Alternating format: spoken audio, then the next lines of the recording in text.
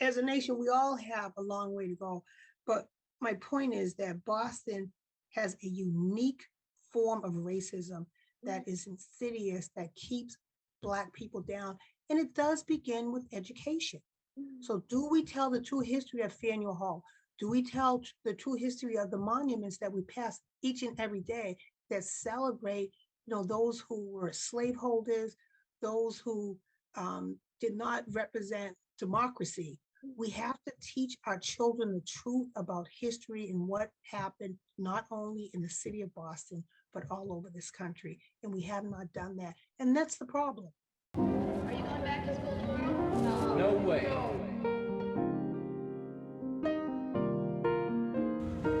People, as a community, it's tearing them apart. Nothing else. Let us go to our neighborhoods where our kids are safe. We want our kids safe. They were throwing eggs at the window and try to hit people with them. Like we was in school, there was throwing glass at black people and little kids.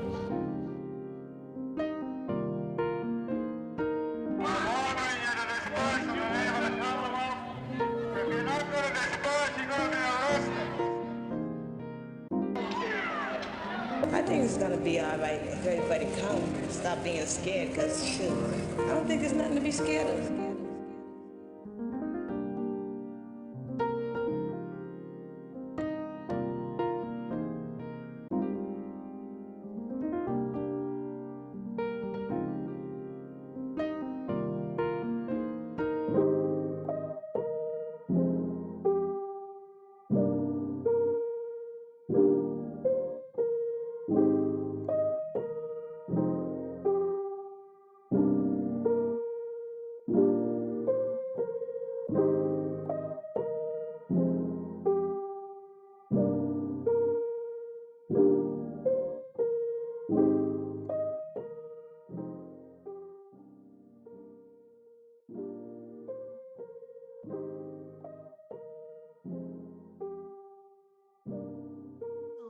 Do you think that these years of like trauma in the Boston public school system make sort of like Black students and Black citizens of Boston sort of like disengaged from the city?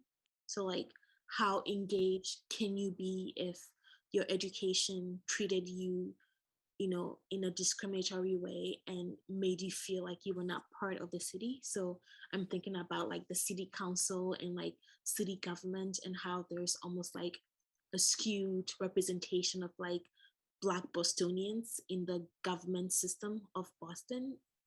Do you think that there's a correlation, or that is just like an intentional or intentional sort of occurrence?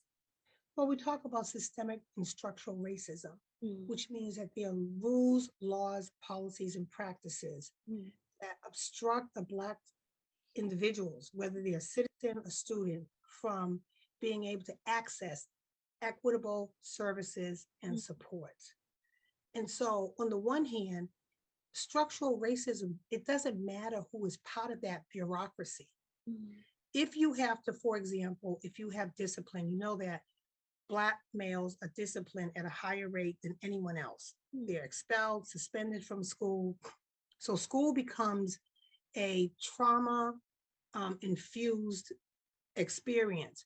There was a study out of Yale University, it was an eye tracking study. So pre-kindergarten teachers were told to track the behavior of students that you think will have problem behavior. And so the eye tracking study at Yale University showed that pre-kindergarten teachers, and I'm talking about 3 and 4 year old, track Black males more than any other group. So what does that say? That is the perception that they have. So we know that in pre-kindergarten, Black boys and also Black girls are suspended and expelled at a higher rate. These are what can a 3 and 4 year old do to be expelled from school?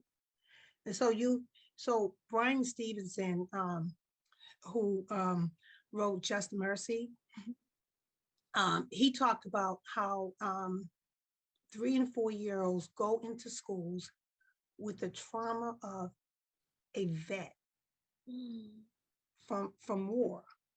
And so just kind of think about that, because the messages that children get is, I'm watching you. If you do something, there'll be consequences. You're going to be suspended or expelled.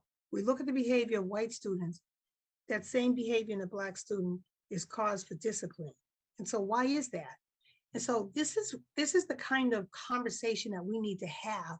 So we have the studies, we have the data, we have the evidence that Black students are set up for failure in the system, but what do we do about it? The problem is that we often marinate the data and we talk about the process and we intellectualize the process, but never get to doing the work of, let's define racism, let's abandon these practices, let's get some restorative justice, let's focus on aspirational curriculum for Black students. Let's tell the true history, because Black history is central to American history. If we look at Black history in the fact that while enslaved and being terrorized, mutilated, lynched, and murdered, we built the economic foundation, but we also created the inventions that everyone enjoys today.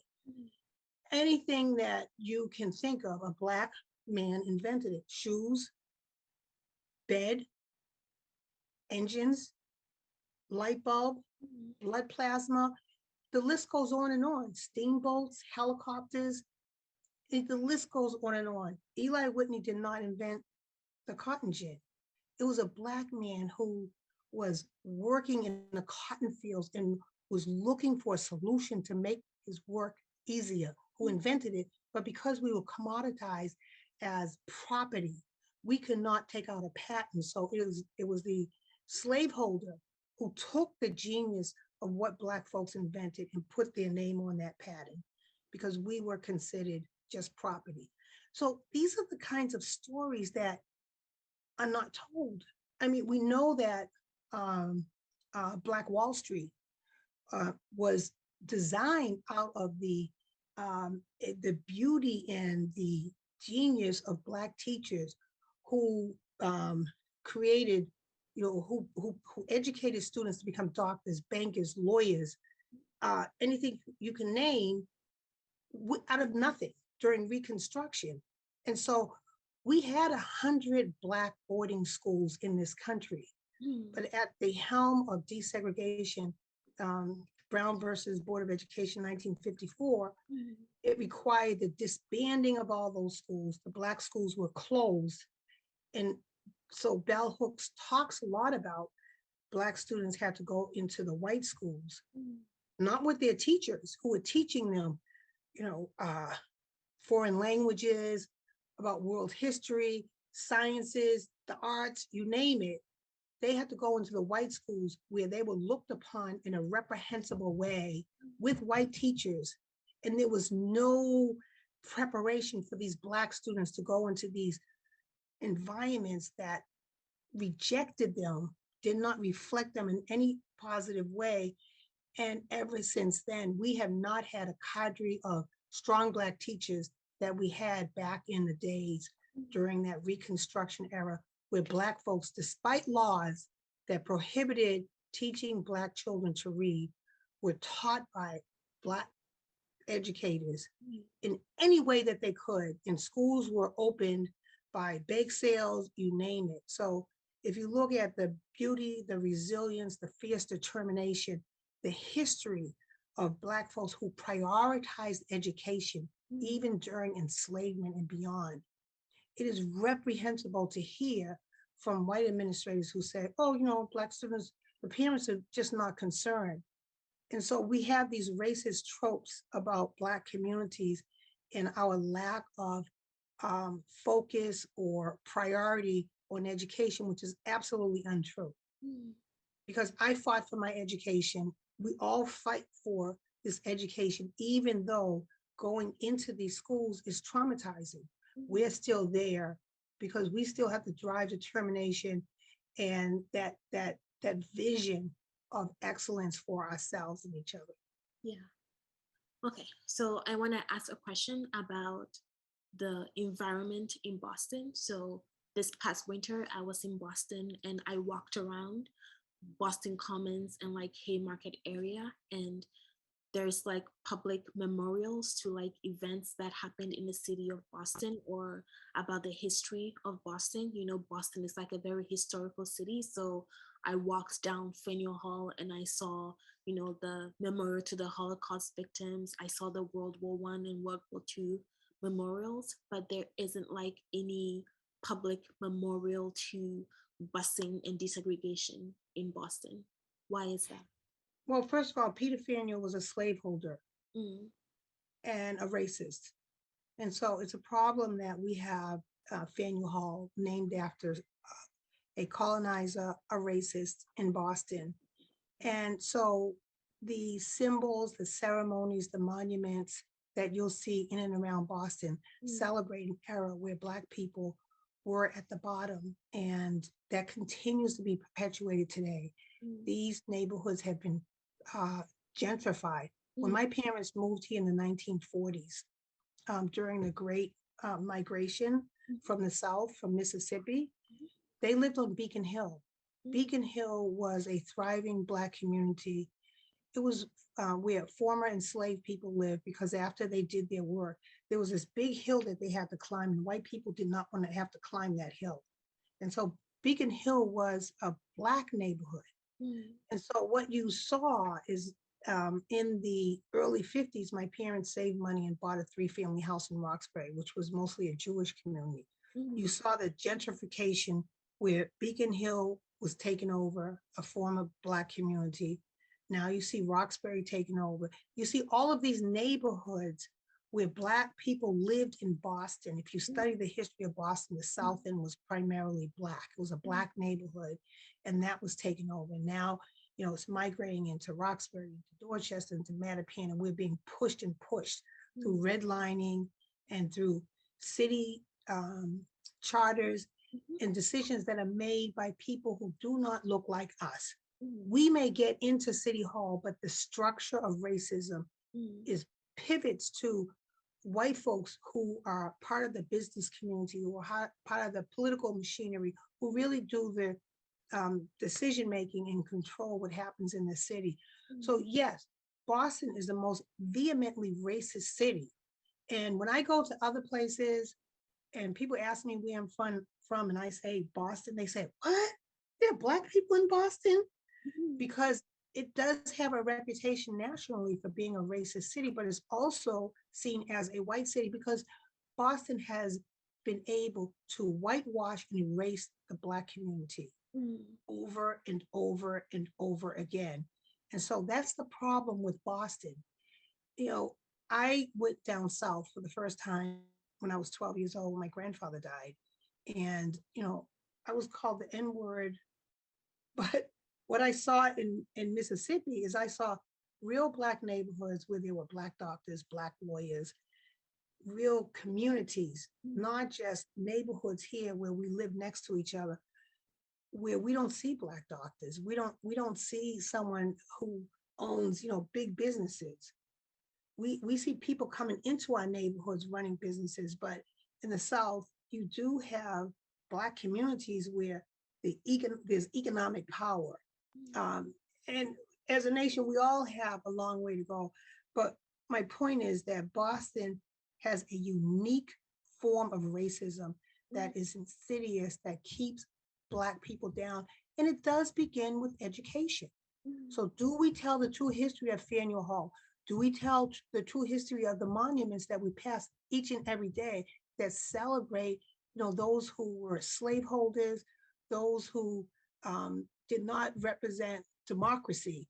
We have to teach our children the truth about history and what happened, not only in the city of Boston, but all over this country. And we have not done that. And that's the problem. And the stories we tell or the memories that we remember are like a way of like making sure the system stays in place.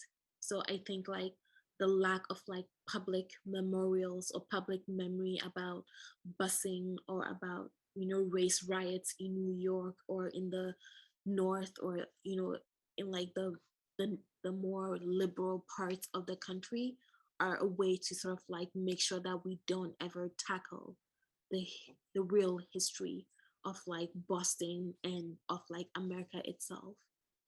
Yeah, and I think that liberal is a smokescreen to cover up for some of the same practices, the reification of injustice and racial inequity, that desegregation did not solve a problem. It morphed into a new set of challenges in addition to what we were addressing at that time. And so we have the perpetuation of inequity with the veneer or the smokescreen that things have gotten better. Because, you know, the mere fact that you're sitting next to someone does not mean that you get the same opportunity. I could sit next to a white student. It does not mean that I am getting the same high quality education. But the reality is that we know that in Boston, schools are more segregated now than ever. And so we have schools like, for example, we have the Manning Elementary School, which was once a predominantly Black school. And it's about, I think it's 47.1% white, but there are only 15% white students in the district. So why is that school migrating close to half of the population as white? Because it's a high achieving school.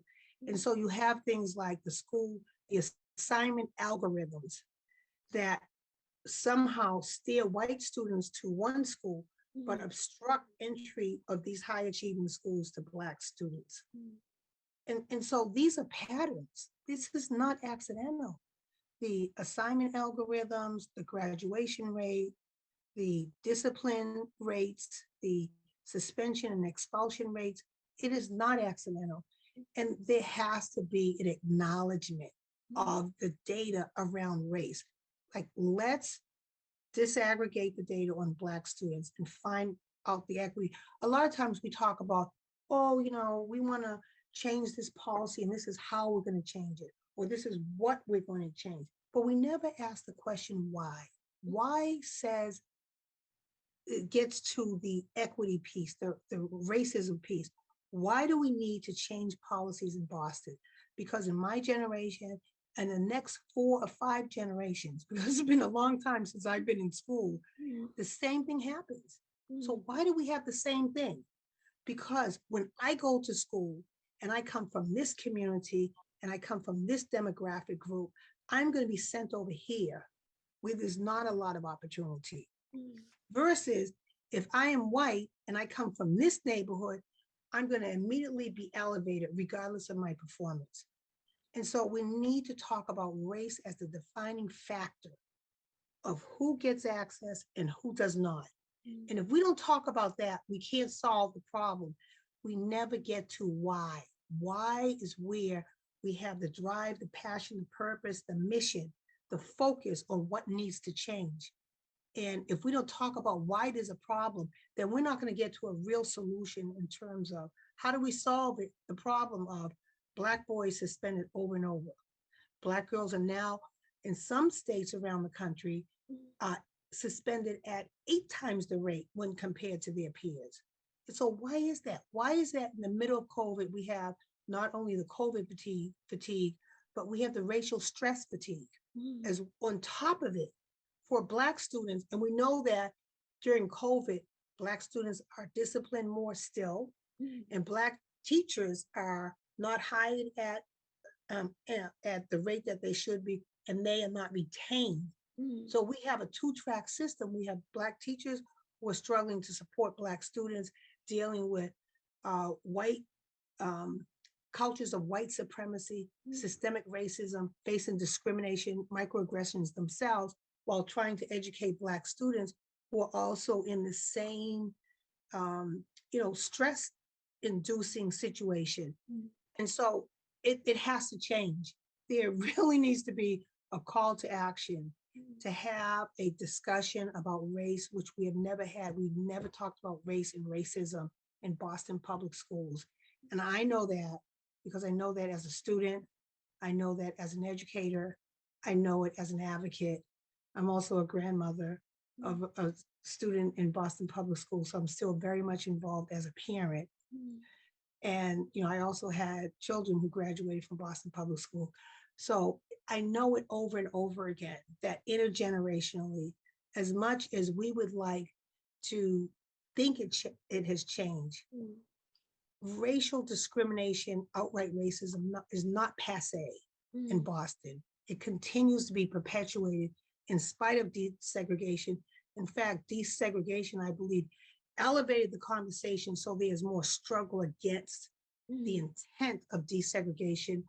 And, you know, I think that you can hear it from young people because student agency is critical. We hear from high school students who know that they're not getting the education that they need. And so you have Black student unions in Boston that talk about the injustices that happen in schools in terms of feeling targeted and being miseducated or mistreated. And so we need to listen to those voices and amplify those voices, but also acknowledge the leadership that students are expressing as they go through their educational process.